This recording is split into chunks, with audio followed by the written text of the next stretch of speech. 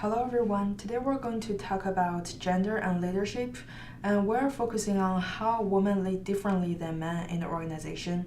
And there are four subtopics included in our presentation, which are how men and women's brain works differently, how men and women lead differently in the organization, how the organizational culture shapes women's leadership, and what makes a good leader. Does gender matters? So first I'm going to talk about how men and women's brain works differently. Our brain divided into left and right hemisphere, and most of us are dominant on one side or the other.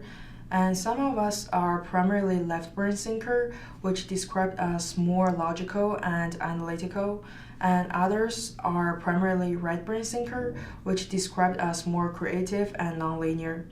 And before early 1990s, all the brains are presumed the same. And as technology updated, neurobiologists were able to track people's brain. And experiments show that there are differences between men and females' brain. And there are three differences. The first is brain mass. On average, men's brain are 10% larger than females' brain. And the second difference is how we use the gray and white matter area. The gray matter area are information and action processing center, and the white matter area are networking center, and it also connected to all other processing center.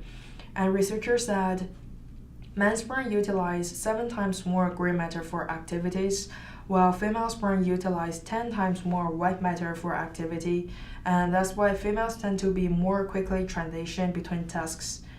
And the third difference is brain connection. A professor from University of Pennsylvania said men's brain have more connection from front to back, which may heighten their perception, and women's brain has more connection from left to right. And this structure gives women advantage to pulling information together quickly from different sources.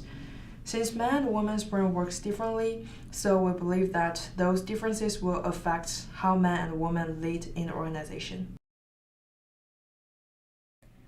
Since male and female brains work differently, I believe that those differences will affect how men and women lead in the organization. Men and women have different approaches and mannerisms. Women can be much more sympathetic, as they are a more caring and passionate gender, but as the counterpart to the empathetic and nurturing, they can be as moody as well. Men are much more action-oriented and driven. They are stereotyped to be the one to take charge. Women can be more interactive, which can sometimes be the difference between a good and a bad leader. They follow up with questions or comments and try to relate more to the person. Women are more inductive in problem solving, and men use more of deductive problem solving. They use the data and proof to the problem and how to fix it.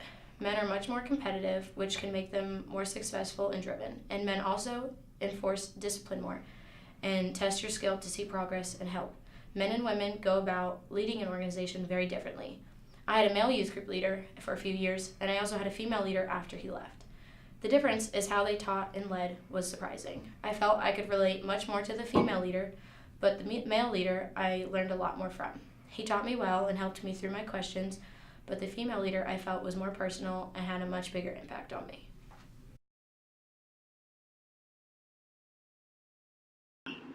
Honest, intelligent, decisive, organized, compassionate, innovative, and ambitious.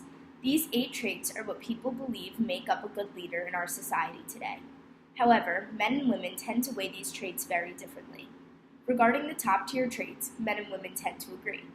These traits are honesty, intelligence, and decisiveness, but women place somewhat of more of an importance on honesty than men do, and men place somewhat more of an importance on decisiveness than women do. In politics, it's obvious that men have a larger leadership role than women. We have never had a woman as president, and the Supreme Court is only made up of 3 females out of 9 people in total. Is this because women are less capable of leading our country than men are, or because of the standing stigma of women in high leadership positions? According to the statistics on this matter, 14% of the general public believe men to be better political leaders than women, and 9% of the general public say that women would make better political leaders, leaving 75% gender neutral on this matter. Our recent presidential election brings a newfound interest and excitement to this topic.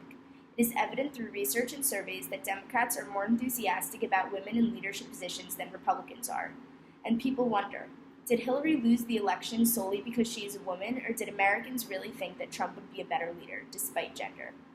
There is still a long road ahead for leadership roles in our country to be equally held by both men and women. However, us as women have fought for our right to vote, our right to own property, and our right to obtain degrees in higher education, among many other things, and we will not stop until women and men are looked at equally in leadership positions.